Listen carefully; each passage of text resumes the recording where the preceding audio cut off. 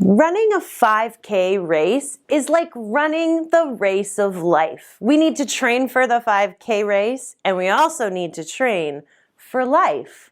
Now, I used to run a lot of races before I hurt my knee, actually. You know, my whole family ran together. My dad ran races, my sister, my brother-in-law, my nephews, my kids, even some of my friends would run in races together with me. It was a lot of fun. But do you know why we were able to have fun running those races? Because we were prepared. We were prepared. But what would happen if we got up off our couches today and decided to just go and run a 5K race? Ouch, that's what I think. We would not be prepared. We would probably not even be able to finish the race, and if we did, we might not do our very best or even well, and we might even hurt ourselves in the process. We need to train our bodies before we can run the race so we can handle the hills and the valleys and the obstacles that get in our way. Well, the Bible says that life is like running a race. We need to train ourselves on the inside to be prepared for the hills and the valleys of life. Like right now, in this pandemic, some of us feel like we're not prepared for this valley of life and maybe are even struggling through it. So what do we do when we're struggling? We keep training. We get back on track. We keep our eyes on the goal. So what's our goal of our faith? Our goal of our faith is to live forever with Jesus.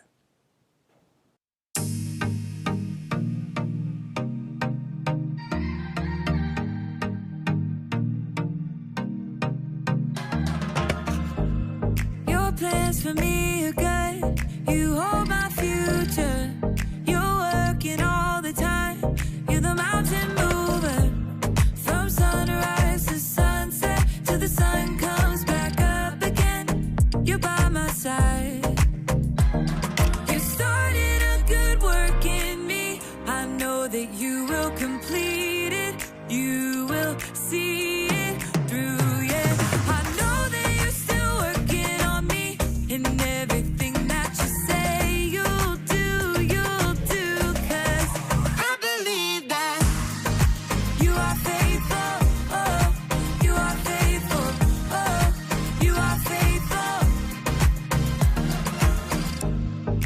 Trust you every word, 'cause I believe that you're working for my good. Yes, you're committed. From sunrise to sunset till the sun comes back up again. You're by my side. You started a good work in me. I know that you will complete it. You will see it through.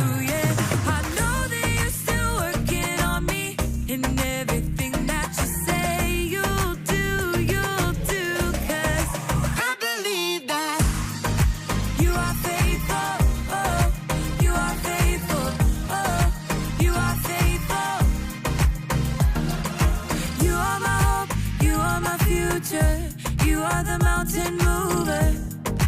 You are faithful. You are my hope. You are my future. You are the mountain mover. You are faithful. You started a good work in me. I know that you will complete it. You will see it through.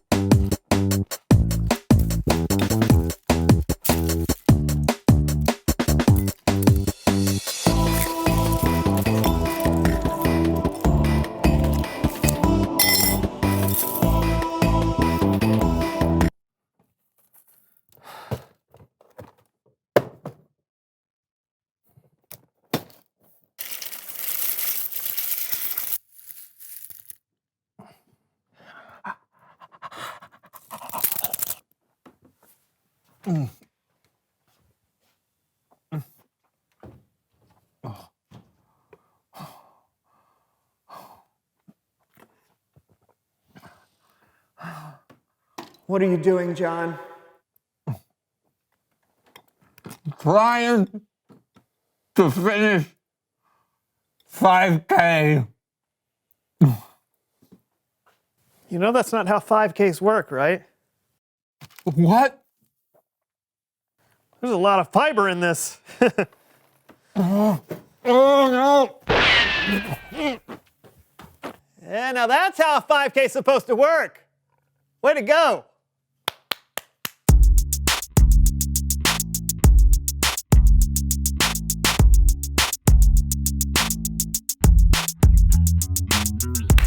I'm John. I'm Brandon. Welcome to the So-and-So Show. Brandon and I have committed to run a 5K. Why? I'm not sure. Someone thought it was a good idea. Well, when you commit to running a race, you need to make a plan on how to get yourself ready and stick to that plan. I wanted to do one of those training apps that you can get on your phone. There's one called Couch to 5K that looks really good. But then John said... I said we couldn't do that. No app is going to prepare us for the ups and downs, the peaks and valleys, or the ebbs and flows of running a race. Have you ever actually run a race? No, but that's beside the point. Racing is like life. You never know what life is going to throw at you. It's unpredictable. So I developed a training course myself that will take us through unpredictable situations in multiple climates, so we'll be prepared for anything the real race might throw at us. Okay, but you know that we're running the 5K in the spring on a city street. Okay, let's So talk. not More practice. Come on, buddy. Let's go to the course. High knees. High knees. Sigh.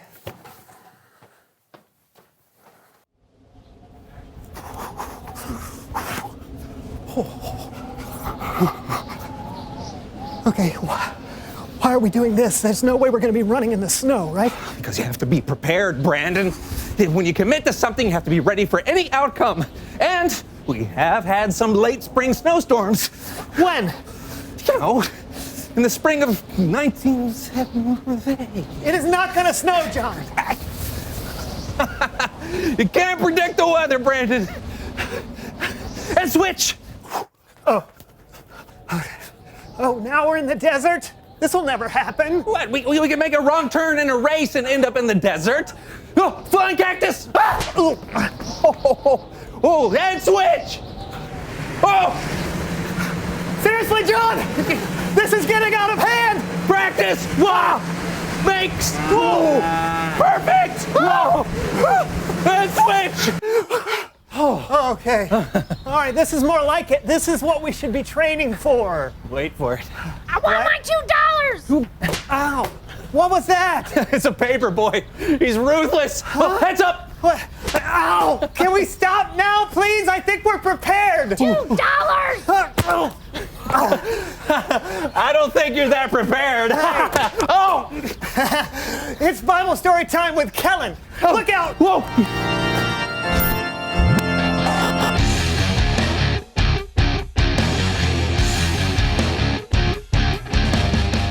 Hey guys, what's going on? Oh, we're training for a 5K. Yeah, we're practicing commitment. Duck. Well, that's what I'm talking about today. I mean, not running and dodging newspapers, but the commitment part. Oh, great. Take it away, Kellen. This comes from the book of 1 Corinthians. Now, 1 Corinthians was a letter the Apostle Paul wrote to the Jesus followers in the city of Corinth. Paul wrote the letter to encourage people to stay committed to living the way Jesus would want them to live. This letter is like a speech a coach might give a team to really get them pumped up. It starts like this. In a race, all the runners run, but only one gets the prize. You know that, don't you? So run in a way that will get you the prize. Pretty inspiring stuff, but I think we could do it even better. Help me out, Cheer Squad. Hey, Jackie. Yeah, Dee Dee? Are you ready to commit? I was born ready. Who is ready to run this race? I am. Who is ready to run this race? That's me. When you are running, here's what we advise. You should run in a way that will get you the prize. Woo! Woo! Awesome.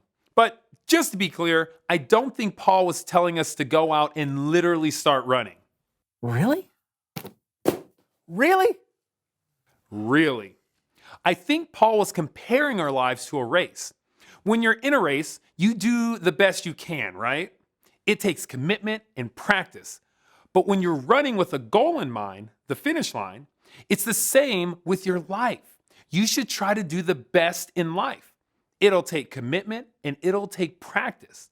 But the goal should be to live your life like there's a prize at the end. Now, Paul gave us a hint in what that prize could be. He wrote, "All who take part in the games train hard.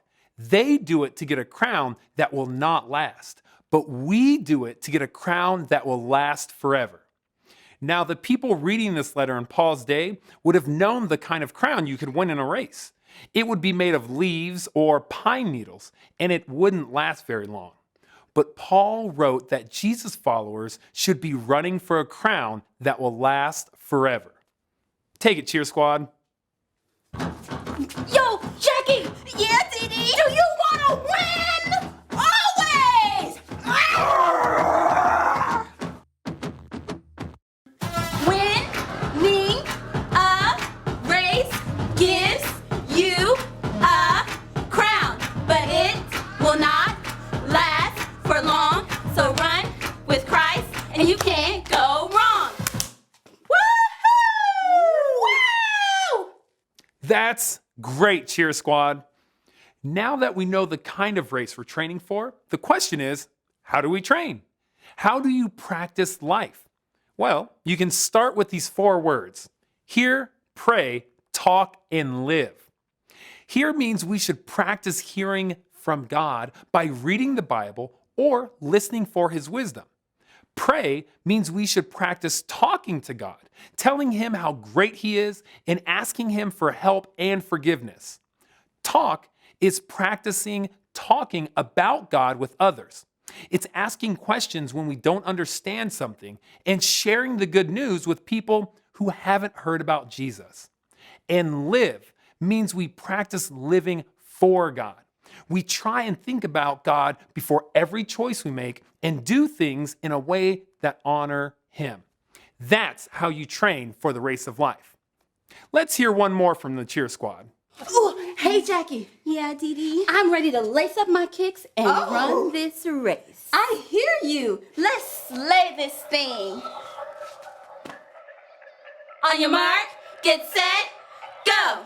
R-U-N-T-H-A-T race. Are you gonna run like you want first place? R-U-N-T-H-A-T race. Then practice like you mean it and you'll be an ace. R-U-N-T-H-A-T race. Remember 4 words that will help your case. R-U-N-T-H-A-T race. Hear, pray, talk, live. Now start today. Thanks, Cheer Squad. Woo! Yeah, that was great. Yeah, I think I'm ready to run the 5K now. I think I'm ready for anything now. $2. Oh, see? It's true. When we train, when we practice, it prepares us for things, well, we might not see coming. You just got to remember those 4 words: hear, pray, talk, and live. That's great, Kellen. Hey, thanks. You bet. See you next time. Bye. You know, it just occurred to me, we should get one of those running apps you can get on your phone. It'd be way simpler. You ever hear of Catch the 5K? Reveal the question. How does practice help you? John? I practice soccer all the time, and now I can do this. Ooh. Nice. Thank you. What about you? When I practice playing an instrument, it helps me learn it so well that I can do it without even thinking about it, like this. Oh, yeah. Who doesn't love the beautiful tones of the mouth harp? Right? Yeah. What about you? How does practice help you? In sports or at school or in life. Talk about it together, and we'll see you next week for a brand new show! Yay! Name that tune. Okay. It's the theme to Name That Tune. Yeah, you got it. Congratulations. Thank you. Oh, the paper boy's back! Oh! Okay, no! Nope. Stop it! Switch. Give him his $2. I don't have any pockets. Oh, now this. Oh, we're getting attacked. They threw an ostrich. What? How dare you? They're flightless. Okay. Ow.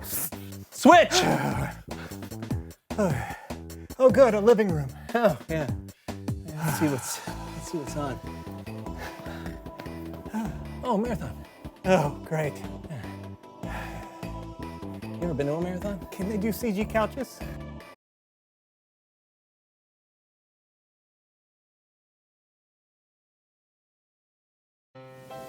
So what have we learned? We know that having a healthy body is important. But having a healthy attitude and spirit is even more important in helping you get through life. You can be the most physically healthy person in the whole world and still not be a very nice person. But the Bible tells us that it's more important to be godly in every way that we can. And that means by how we act and the choices that we make. 1 Timothy 4 verse 8 says, training the body has some value, but being godly has value in every single way. It promises help for the life that you are now living and the life that's to come. Thanks for joining us for church today. We're so glad that you are here, and I want you to get outside and train your body so you're healthy, but I also want you guys to take some time to pray and read your Bible and work on being a godly person.